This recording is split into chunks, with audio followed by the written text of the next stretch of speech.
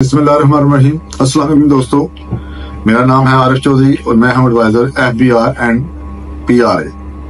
तो माशाल्लाह जैसे आपको पता है कि मैं FBR के टैक्सेस के बारे में रेगुलरली आजकल चैनल आ रहा है मेरा, उसमें इंफॉर्मेशन मुख्तलिफ तरीके से टैक्सेस के बारे में, रिटर्न के बारे में, फॉरेन रेमिटेंस के बारे में जो भी है वो मैं आपको कन्वे कर रहा हूँ आपके नॉलेज के लिए।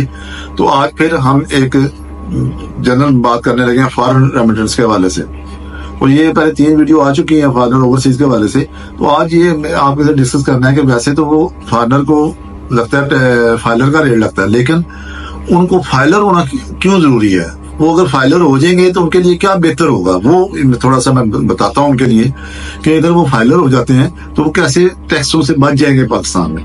अब देखना, एक दोस्त फाइलर है, उसका बैंक अकाउंट पाकिस्तान में है, वो उसमें पैसे पड़े हुए हैं।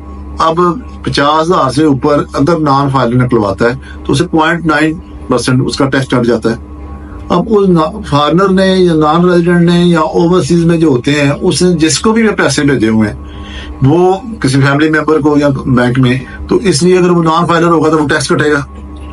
उसके बाद आप इधर कोई सेल परचेज करते हैं, कोई चीज लेते हैं, उसमें ये फाइलर का ये फायदा हो जाएगा कि आपको वो बेनिफिट मिलेंगे। आपने सपोज एक कौमी बचत में 10 मिलियन, 5 मिलियन, 50 मिलियन डाल देते रखे हुए पैसे, वो जब प्रॉफिट दे रहे हैं आपको, वो नाम पे फाइलर का 15% और नॉन फाइलर का 35% डबल है, तो उसमें कितना बचेगा? उसके लिए बेहतर आप फाइलर हो जाएंगे, उसमें टैक्स तो आपने देना कौन है। नॉन फाइलर जो जिसकी पाकिस्तान में इनकम नहीं है उसका कोई टैक्स नहीं है, उसको वो सिर्फ नील की रिटर्न, उसकी फॉरेन इनकम एग्जेम्प्ट होगी, इधर व्हाइट होती जाएगी, वो रिटर्न देगा, अल्लाह है सारा फाइलर हो जाएगा और वो बेनिफिट सारे फाइलर को उठाएगा।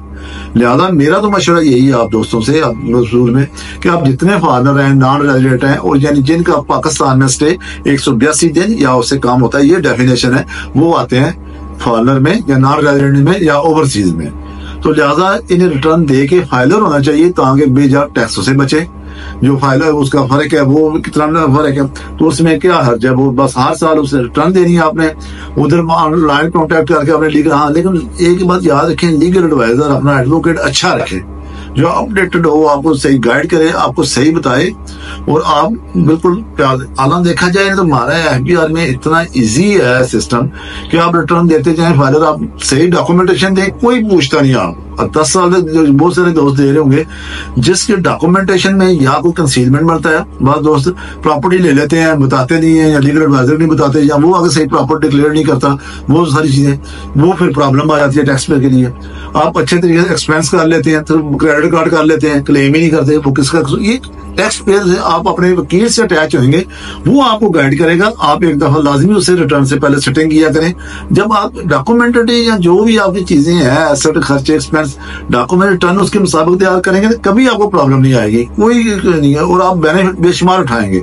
हर साल रिटर्न जाती है, इसलिए मेरा नंबर हाजिर है, व्हाट्सएप पे आप किसी भी मुझसे कर सकते हैं। तो लिहाजा ये बहुत अहम चीज है कि फाइलर रहें। दूसरी बात जो इसमें दूसरा मौजूद आता है कि जो दोस्त पाकिस्तान में है, उनका भाई बाहर है, उनका वालिद बाहर है, उससे यानी बेगम है, लेडी है, उसका हामद बाहर है, यानी बाहर जिस बंदे को आपका फादर, दोस्त या रिश्तेदार पैसे भेज रहा है, उसके अकाउंट में पैसे आते हैं, वो एग्जेम्प्ट है, उसमें कोई टैक्स नहीं है। एक तो व्हाइट मनी है, और मेरा ये भी मशवरा है कि जो भी बाहर से पैसे भेजे गैर वो थ्रू बैंक भेजे। एक तो पाकिस्तान की सपोर्ट हो जाती है, फॉरेन रेमिटेंस आएगा।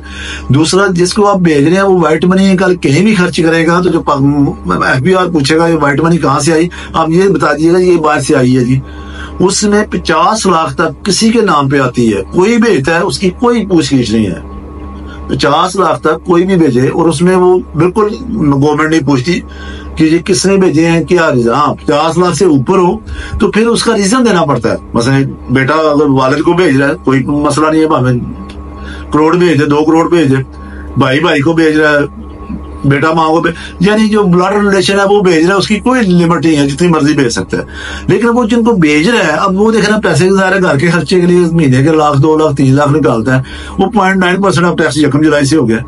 और अब जिसके नाम पे आ रहे हैं उसको फायदा होना चाहिए, उसको टैक्स नहीं देना पड़ेगा, रिटर्न में उसकी फॉरेन रेमिटेंस आएगी। फॉरेन रेमिटेंस कोई नहीं है, दूसरा उसकी व्हाइट मनी होगी, कल को लेते निकाल के जहां मर्जी इन्वेस्ट करेगा, प्रॉपर्टी बाहर वाले दोस्त के लिए या रिश्तेदार के लिए लेता है या अपने लिए लेता है, तो वो फाइलर होगा तो उसे फाइलर का रेट पड़ेगा। अब नॉन फाइलर का 3 गुना का काम बढ़ गया। तो सब इन टाइम याद रखें, रिटर्न भी इन टाइम दें, क्योंकि लेट फाइलर के रेट डबल हो गए हैं। 30 सितंबर लास्ट डेट है जो अभी जून को खत्म होनी है, यकम जुलाई से 30 जून तक। तो लिहाजा आप उसमें इस रिटर्न में एक अच्छी चीजें डिस्कस करके अपने नॉलेज के मुताबिक करें। किसी बहुत सारे टैक्सों से मतलब मशवरा करेंगे, 7 से बच जाएंगे, ये फाइलर होने की वजह से इन चीजों से बच जाएंगे। इतने यानी चीजें हैं, सेफ एंड सिक्योर, आप लीगली चलें, डॉक्यूमेंटेड चलें, कोई प्रॉब्लम नहीं आती। तो इसलिए जो इधर है वो भी, उन्हें भी फाइलर होना चाहिए जिनके नाम पे पैसे आते हैं। तो जो बाहर से पैसे भेज रहे हैं, जहाँ उन्हें जरूरत पड़ती है, जहाँ अपने नाम पे आ रहे हैं, वो भी फाइलर हो रहे हैं टैक्स से बचने के लिए। ओके, अल्लाह हाफिज।